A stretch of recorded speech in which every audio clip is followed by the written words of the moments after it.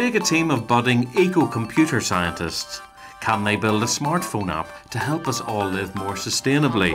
When you're at work or at school, it can remind you to sort of recycle paper, because I'm quite conscious of how my school hardly recycles paper when it really, really could. They meet a bunch of geek master computer scientists who agree to help them. The language we're using is Java, which is an object-oriented language. They discover what technologies and techniques are at the cutting edge of energy-efficient building. But will their app save energy, helping them to live more sustainably? Yeah, so we want to do an app like yours. Do you think we should charge? And could it be so good that it makes them into app developer millionaires?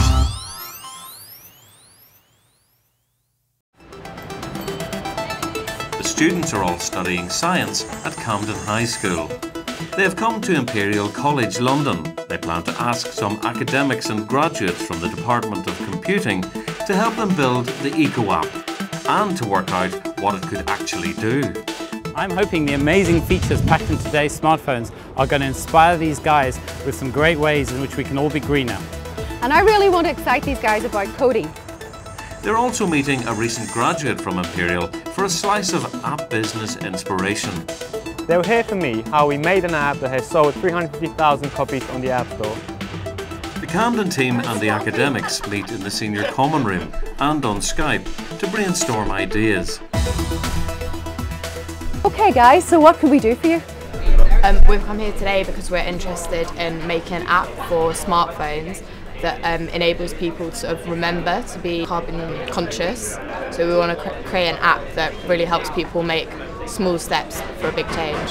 So, I mean, have you guys evaluated any apps with a green theme? We did like the idea of a carbon footprint calculator, and as well as like a simple quiz.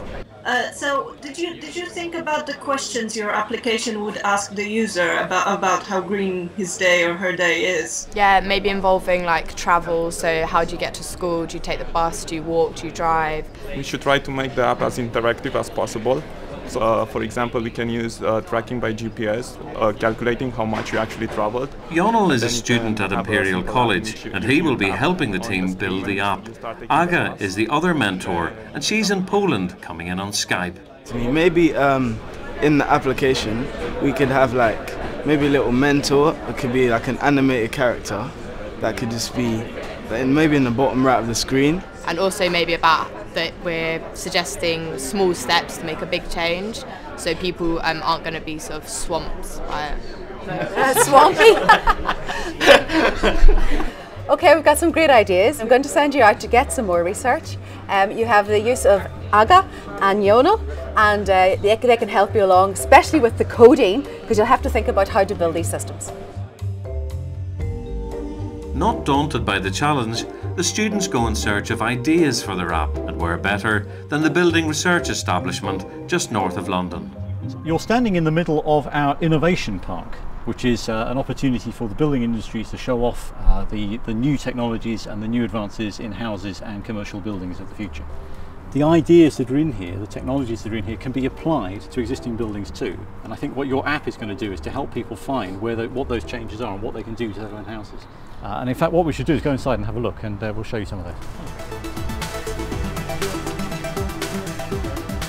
So if you find out what kind of stuff we should include in the quiz, then once you've completed it, it can tell you things that you should change. That's something we definitely need to put in. Yeah. That when people are changing their light bulbs to use energy saving ones. We do have a tips area for our app. What would you suggest as like minimal changes that are at reasonable prices? The simplest, easiest thing to do is actually to go around a house and draft-proof it.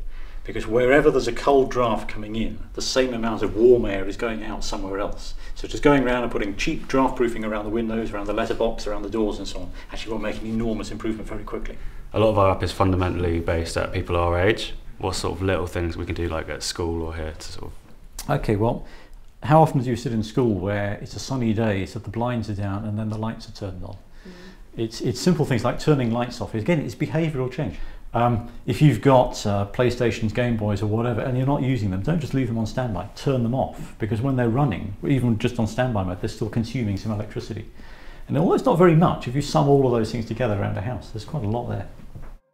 It's all good advice, but now it's time for real hands-on research into energy-saving light bulbs, and a thermal imaging camera reveals some surprising differences. So everyone has lights in their homes, so that can be something that like everyone can change about their behaviour.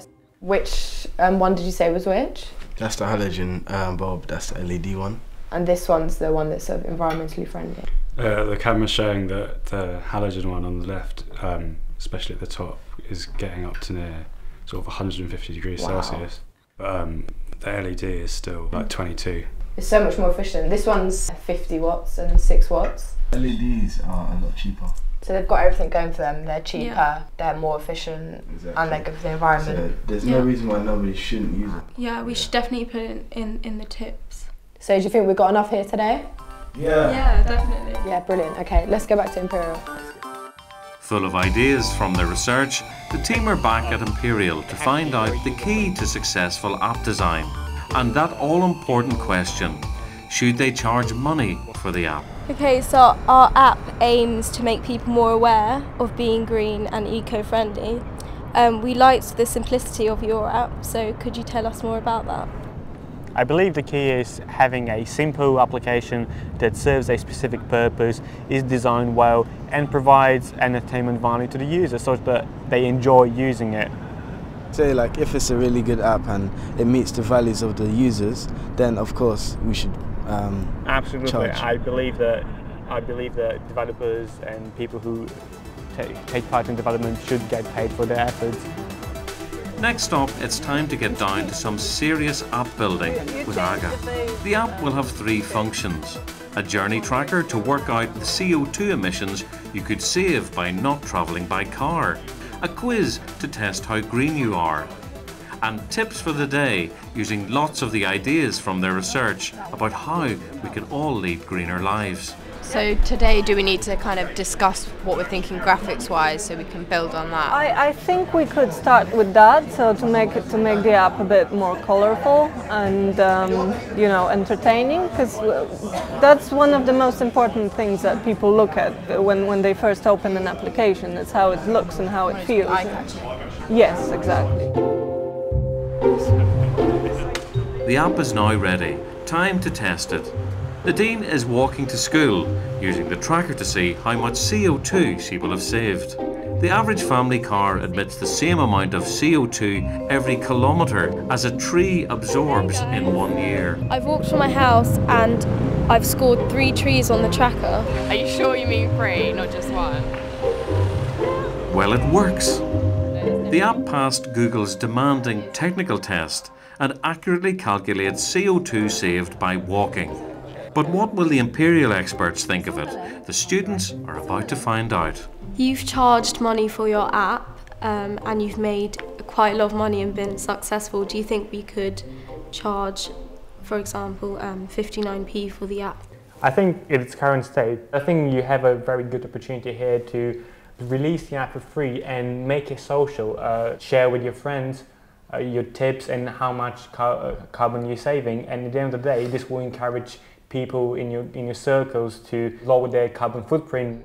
And what about the design and the coding? The first thing that I noticed that its beauty lies in its simplicity. It's very vibrant in terms of colours. It's easy to use, it's intuitive. What's nice about this app is that it reminds you on a periodic basis, gives you a tip of the day, and that reminds you to go and look at the app again and rethink your ways of working again. So it's great, well done, you've done a really good job. Did you learn anything during the research? When we were learning about different types of light bulb with the infrared camera, we were really surprised by the amount of energy that a normal halogen light bulb uses compared to sort of the new, cleaner LED light bulbs.